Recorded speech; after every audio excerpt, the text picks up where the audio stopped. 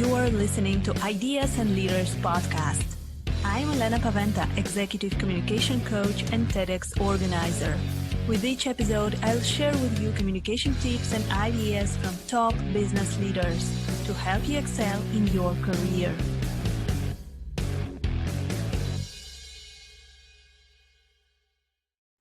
Welcome to the next episode of Ideas and Leaders podcast. Today, my guest is ter Wal. He's a business consultant. His consulting company, Team ANDARE, makes healthy businesses better with the belief that happiness makes money. And today we're going to speak about happiness, about engagement of employees in the workplace. Hi, Paul. It's great to have you on Ideas and Leaders. Hi, Elena. Great to be here. So, Paul, can you tell us your story? How did you start? How did you become business consultant? Yeah, I started 40 years ago as a company lawyer, and I was specialized in labor law and social security. So for a long time, I was working with people who were disabled and unemployed and that kind of stuff. So we call that the back end. So if you're not working anymore, you need an allowance, we take care of you. And in the early 90s, I started working for Capgemini, and we were more interested in how can we help organizations and leaders to prevent that people come unemployed. And looking through that mirror, we saw that the basic topic is helping people to be engaged and to stay engaged. And then we started researching together with universities and Gallup, what is the profitability of that kind of actions? Is there a return on investment if you invest on engagement? And the answer is yes, there is. Mm-hmm. So, and this is how you decided to work on this and to develop employee engagement, right? Yeah, I started in 1995 with my company ANDARE, which is Italian for let's go, let's be the first. So we wanted to be on the first side. And the joke is that in those days we didn't have internet, so you had phone books. And if you wanted to be on the first page in consultancy, you needed to have a name with an A. So ANDARE was before, for example, Arthur Andersen. So that's why we chose the name ANDARE. And that's the old days. Then we didn't have internet where you can find everybody. But we started looking in organizations, which we see as a group of human beings. Organizations really don't exist. It's some metaphor. And we started looking how we can support organizations and human beings to improve their employability and profitability. And that's how we started, early 20s. And we're now working all over Europe. So you're working in Europe. Do you work outside of Europe also in other countries? Yeah, we have colleagues in Australia, and we have a partner in Namibia, South Africa. So we work from Cape Town and Windhoek. Most of the time, those people are in the lead. They are experts as well in the field. And coming week, I'm flying to Cape Town and to Windhoek to support my colleagues over there. So it's fun to see how engagement works in different countries, in different cultures. But most of the time we see that we're all human beings. We have the same wishes, that we need a purpose. So yes, there are differences in culture, but no, we're all human beings. Yes, we all have similar patterns of behavior. Absolutely. So, Paul, you're saying that happiness makes money. What does it mean for you? Well, at first it sounded okay, because if you need to explain that engagement will create more profitability, it's more difficult. So what we see if we work on engagement, and that's the long-term happiness, that's not short-term pleasure, it's more the longer term. we see that there are at least 7 fields that will see improvement within an organization. So less people will leave, and we have the great resignation in the US, but in Europe as well. After Corona, 35% of the people are looking for other jobs, and that will cost tons of money. So we need to prevent that people are going to walk away. Sick leave, especially in the Netherlands, we pay 2 years the salary of a sick person. But still, we can work with them to keep them in our own company. So we do a lot of reintegration. We work with them on well-being and that kind of stuff. So that's important. Sick leave goes down with 40% when people are more engaged. So well-being is also profitable. For example, productivity goes up with 20%.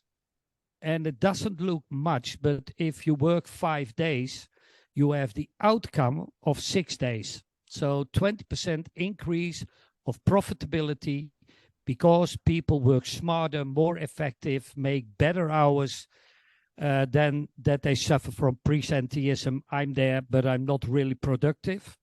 Engagement, change that into much more profitability in 1 hour.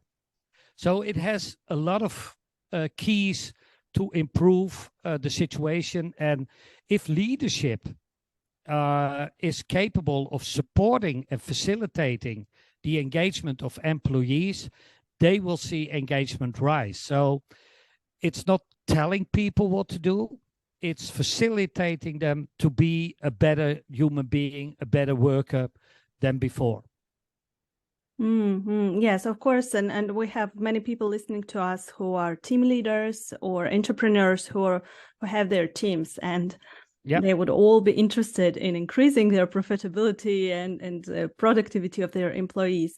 So you're saying that we can increase employee engagement, we can increase well-being of employees, and it will cause the rise in productivity. So can you give us some examples of what we can do to increase this engagement? Well, it starts with having a clear mission and vision, and have good stated core values.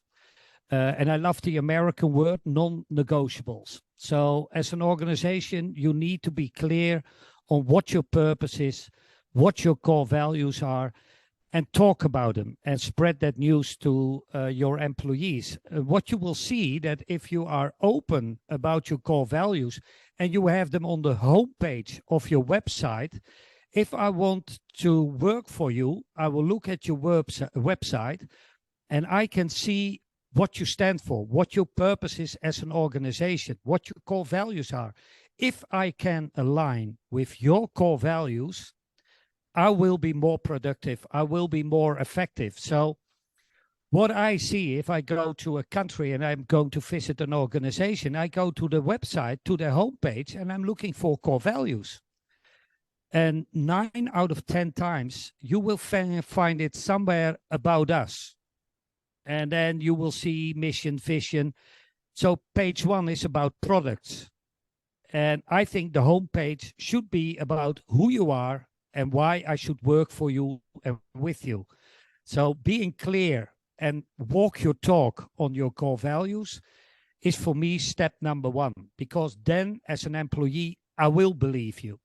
I get what you want, and I'm willing to serve you and to be productive for you. So it's about trust.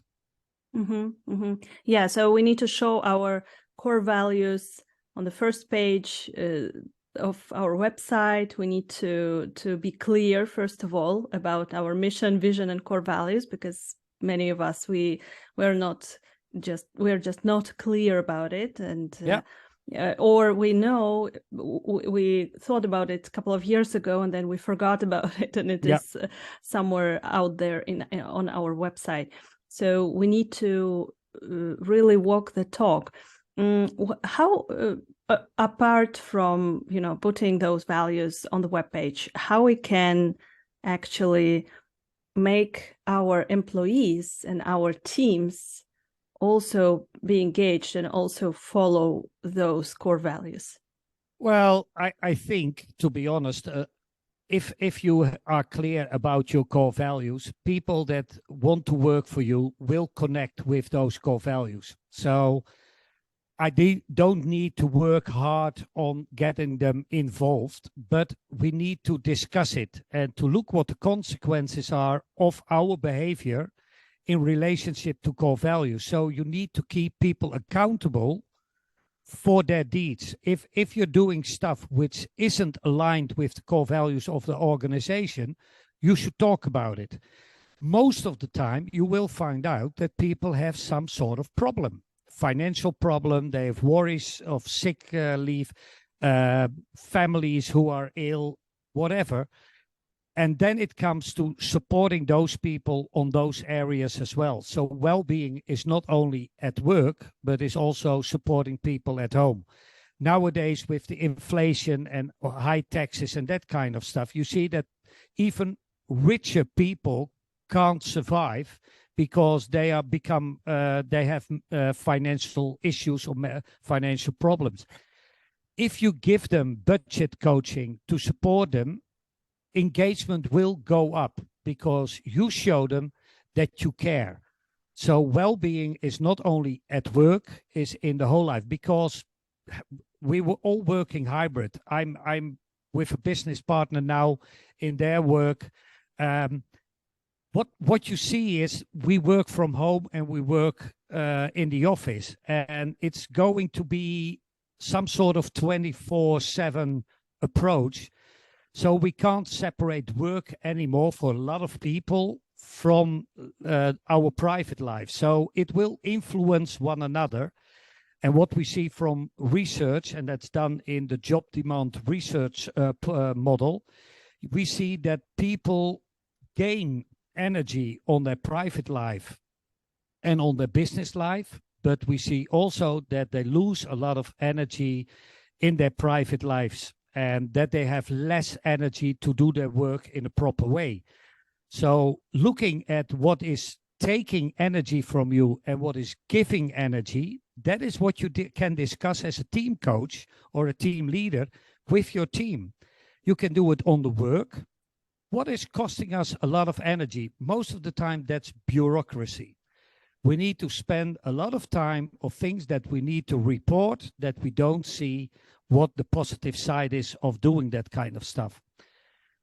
If we can reduce bureaucracy, people will have more energy to do their real work, because a lot of people don't see making reports is part of their work. They love to do their work as professionals. So look with your team what is costing them energy in their work, what is giving them energy, and try to influence in a positive way those energy givers.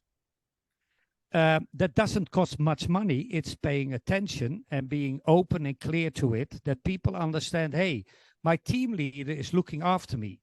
My team leader is helping me to be a better professional, and that will increase engagement.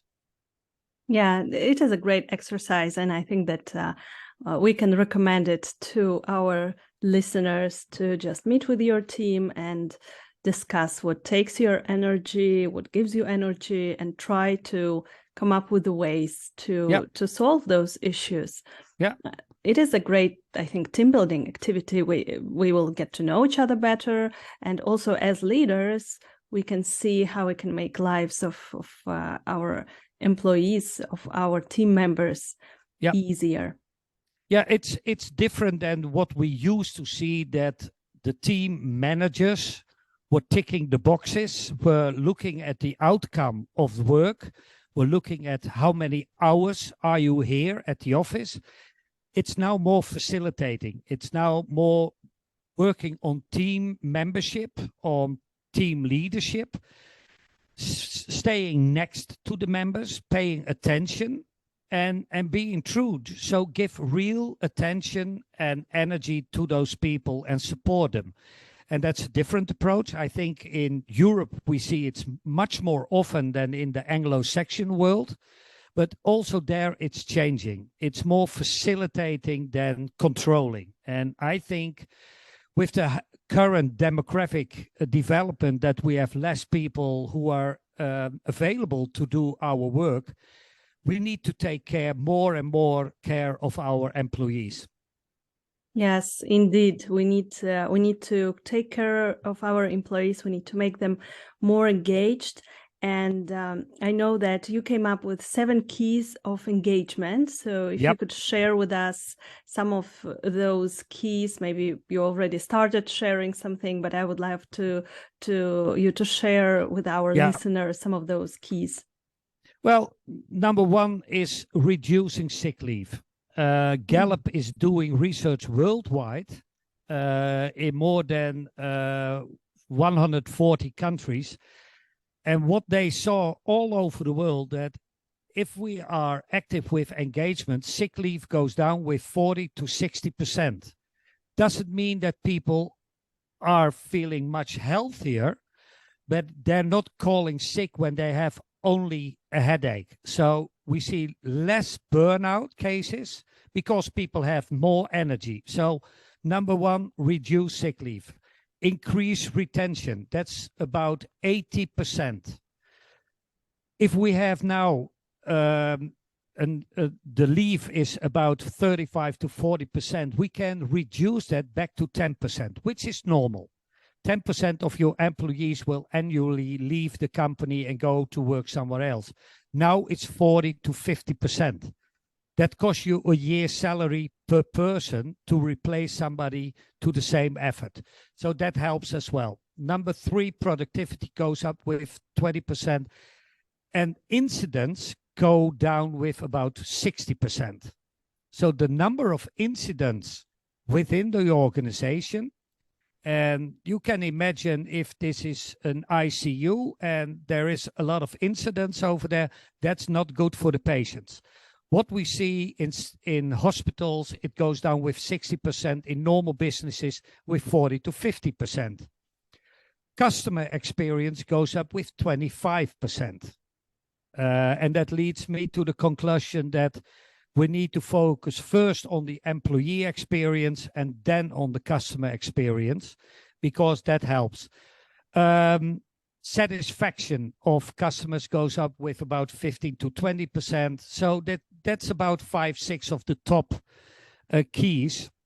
I wrote a book and I did scientific research, and we found more than 16 different items on which you can improve by improving engagement.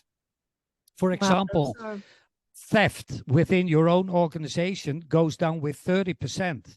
So if people are more engaged, they're not likely to steal from the organization because they are part of that team. They belong within that team. And that's amazing if you see that theft is done most of the time by employees and not by foreigners.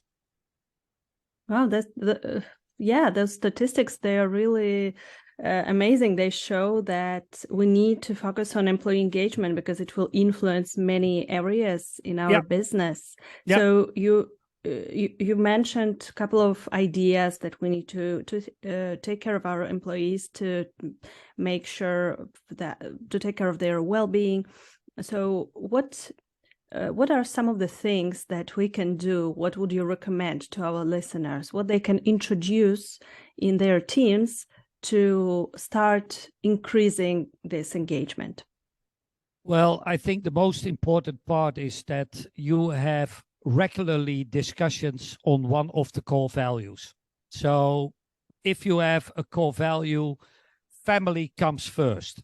And I see it in a lot of organizations. They mean if something happens to one of your family members, you should go home, take care of them, and then come back. If one of the leaders isn't making that example, then that core value isn't valuable anymore. So what you need to do is take one of the core values of the company and start an open discussion in the team. That can be done within 5 minutes. You don't need to spend 30 minutes on discussing it. It's just having a quick chat. Hey, this is one of our core values. What does it mean to you? and how can I help you to believe that this is one of our core values? So I don't think it will cost much money. It will take a lot of time and attention from the team leaders to be really focusing on what people are saying. So it's not telling them what to do, it's listening what they need. And I think for a lot of team leaders that will listen to this is new, because in the first 25 years when I was working in corporates, I saw that my boss, my team leader, was telling me in our weekly meeting what I needed to do. But I'm supposed to be a professional. I'm an expert in my topic. Then it's nicer if they ask me, hey, Paul, how can we support you to be even a better professional? Then I'm asking a question. If I respond to you and you are willing to make that next step, it gives me an obligation. It makes me accountable to you to perform much better. So it's not freedom. It's an obligation that both sides are taking. I'm willing to support you. And what is your response to me? And that's what you can ask. Mm-hmm. Yeah, so I think that this is a very nice phrase, and we can write this down, that how can I support you? How can I support you to achieve your goals? How can I support you for you to be even a better professional, to develop as a professional? I think that this is the key. So we need to listen to our employees. We need to support them, not tell them what to do, and constantly discuss core values. Yeah, because if I'm listening to you and you're telling me a story and I'm supporting you, then I feel more freedom to be creative and to give new ideas. So I know a phrase from a movie: if I make more mistakes than you, then I will win. And that means if you give me the freedom to be creative, to innovate, to try new things, and if I fail, you're not punishing me, but supporting me to make the next move, finally, both we will win. We will be much more successful than if you say, oh, Paul, you made a big mistake. Now I'll cut your salary, and because you're not helping me. And that reflects, that's what I unfortunately see in some organizations. Let's be polite. Yes. Yeah. The last phrase really, I had a memory about one of my bosses many years ago who told me that I made a mistake and that I will receive smaller salary. I think that this is a typical behavior of this old school leadership.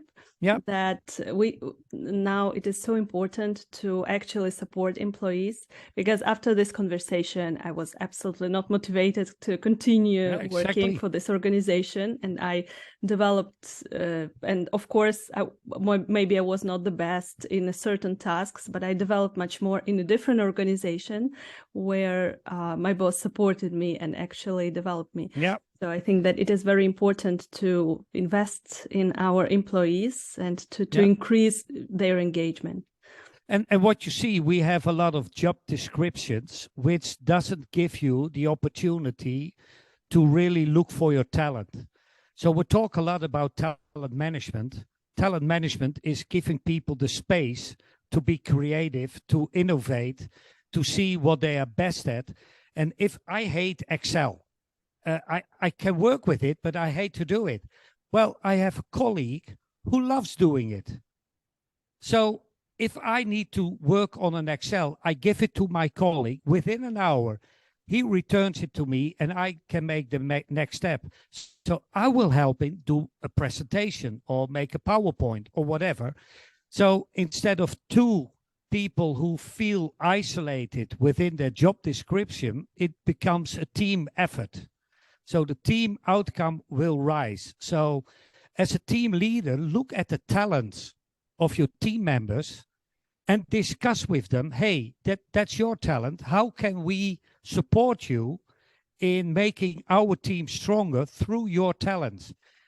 And everybody has their own talents. So instead of saying, oh, you made a mistake, you can't do this anymore, and we will cut your salary, make them feel happy with what they can achieve. And then the team will grow. And finally, the team leader will be better off with his team in the whole organization. So being more supportive, being an active listener to your team members, to their wishes, to their desires, to how they fit in with the company non-negotiables, I think it will be successful. Thank you. Yeah, thank you very much, Paul, for this summary. So all of those things that we discussed are so important, and thank you very much for doing this and for supporting organizations on this journey. So, Paul, if our listeners want to reach out to you, to contact you, where can they find you? The easiest way is on LinkedIn. If they go to LinkedIn, type in my name, which will be on the podcast as well, they will find me. They can go to my website. That's www.teamandare.com. And I will give them a free engagement benchmark survey. That's on the homepage of our website.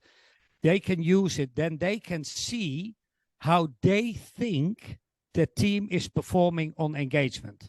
So it's a free tool. If they put in their email address, they will get the whole summary of what they did and with explanation. But if they just want to see the number of scores they are getting from 0 to 100, and I can tell you if they are above 75, that's good. 50 to 75, you need to work on engagement. Below 50, some issues, but it's free. It's a gift from me to you and to your listeners. Thank you. Thank you very much for this gift, for this free resource. We will put all of those links under the episode in the show notes, so our listeners can immediately contact you on LinkedIn or download your free resource. So thank you very much, Paul. Thank you for being on Ideas and Leaders. It was interesting and very important conversation. Thank you. Thank you very much, Elena. Hope to see you soon. Thank you for listening to Ideas and Leaders podcast. Did you enjoy this episode? Let me know that you listened by tagging me in your LinkedIn profile and using a hashtag Ideas and Leaders. See you in the next episode.